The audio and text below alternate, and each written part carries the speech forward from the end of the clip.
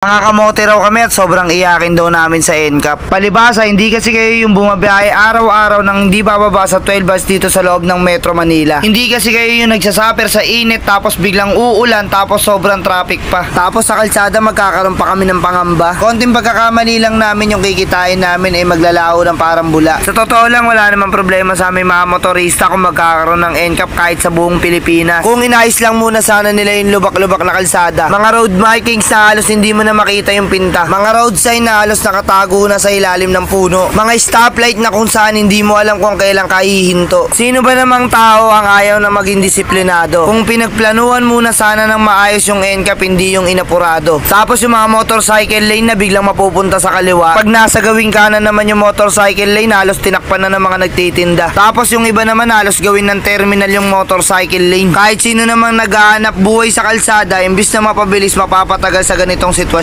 Paano na lang kung gamot yung i-deliver namin tapos nagmamadali na yung customer dahil kailangan na. Paano kung may emergency vehicle sa likod namin tapos ayaw namin umabante para lang hindi kami matikitan ng 5,000? Paano kung sobrang tirik ng araw tapos nakababad kami sa motorcycle lane na napakabagal? Paano kung yung kinikita namin sa pagdi-deliver ay sapat lang para sa pambuhay ng pamilya? Binigyan nyo man lang sana ng aksyon yung kalsada bago nyo pinatupad tong NCAP. Hindi nyo talaga maiintindihan yung nararamdaman namin dahil hindi naman kayo yung lagi nasa kalsada.